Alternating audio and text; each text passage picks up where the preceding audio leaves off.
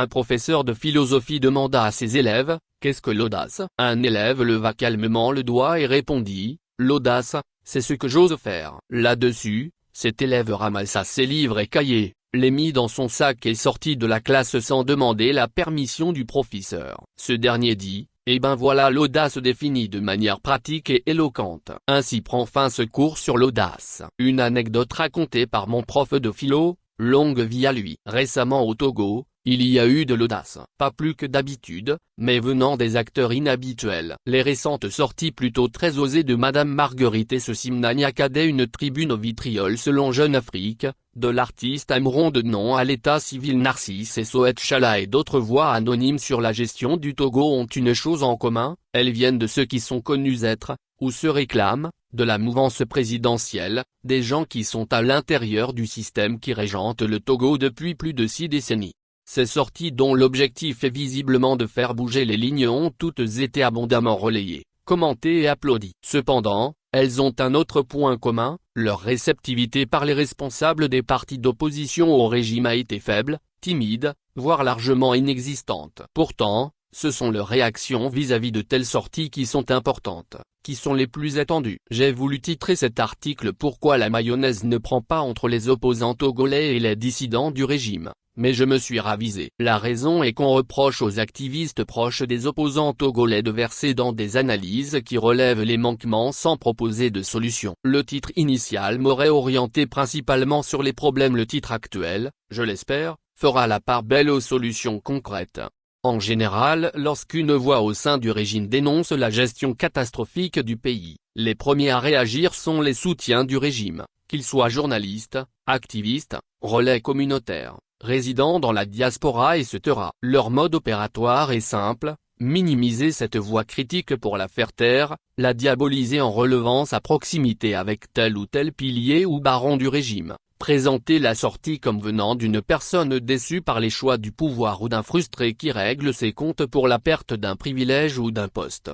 Mais le pire n'est pas que les soutiens du régime réagissent les premiers pour noyer le messager et son message. Le pire est qu'ils arrivent à faire adopter leur narratif par leurs adversaires qui se présentent comme les soutiens de l'opposition. Bref, avant que les activistes de l'opposition ne se saisissent de la sortie pour la présenter sous un angle positif et exploitable, les soutiens du régime ont déjà mis le ver dans le fruit, semant le doute sur les motivations de l'auteur de la critique issue du système. Logiquement, du fait de ce doute très tôt planté dans les esprits des opposants, dont la majorité s'en tient généralement aux premières interprétations, l'on aboutit à une théorie du complot qu'on peut résumer ainsi sur la base des réactions qui circulent sur les réseaux sociaux.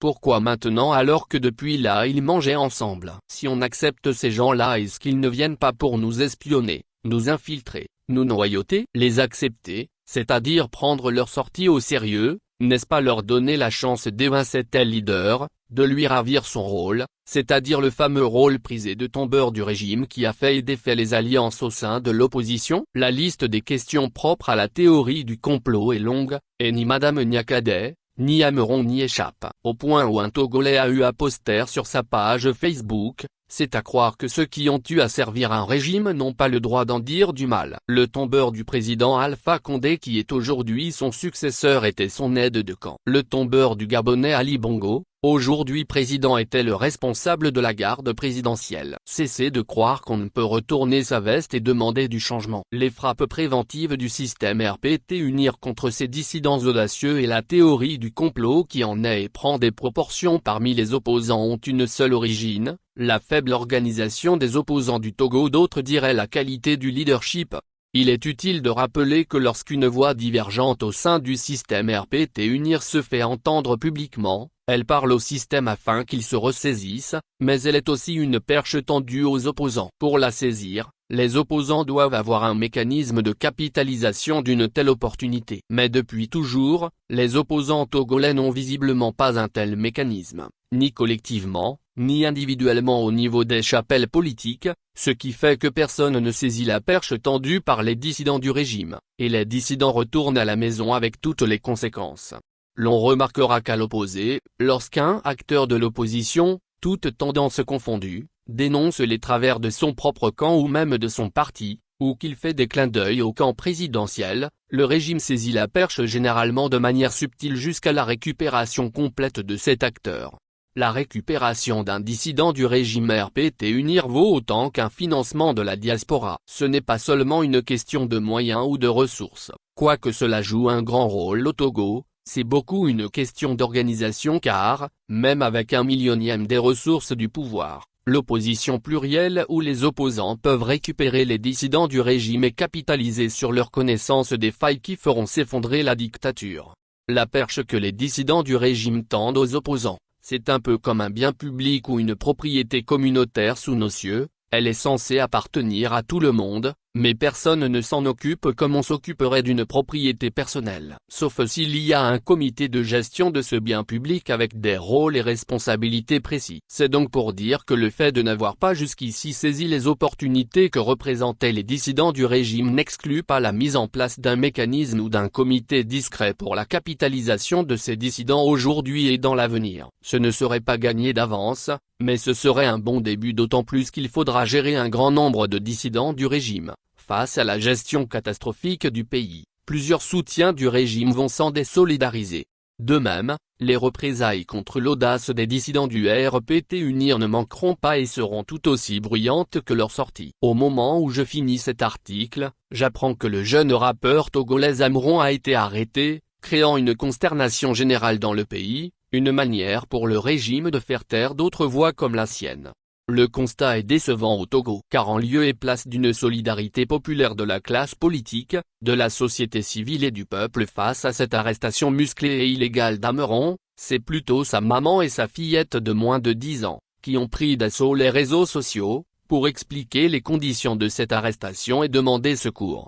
La prison et les privations de liberté sont choses banales au Togo. Le plus récent avant Amron n'est autre que le jeune Honoré Sidzope Sokpor, connu sous le pseudonyme Affectio, qui est détenu depuis le 12 janvier 2025. La justice togolaise l'accuse d'avoir incité à la désobéissance civile à travers ses publications en ligne via le poème intitulé Fête à part. Pour cette phrase inspirée de Monseigneur Feu Nicodème Bariga Benissant, Affectio a été inculpé pour atteinte à la sécurité intérieure de l'État. Comme je l'ai dit et répété plus haut, récupérer les dissidents du régime RPT UNIR, c'est une question d'organisation, pas de ressources financières car celles-ci viennent accompagner l'organisation et parfois avec leurs propres moyens humains, matériels et financiers. On ne peut payer des billets en classe affaires aux dissidents du régime RPT UNIR. On ne peut leur éviter la prison, mais valoriser continuellement leur rapport est en soi-même une incitation non négligeable. Et pour ceux qui douteraient de l'efficacité d'une telle approche, qu'ils se posent cette question, avons-nous jamais essayé cela au sein des oppositions togolaises? Ah, ben yaya. New York, 26 mai 2025. Tampa Express numéro 0078 du 2 juin 2025.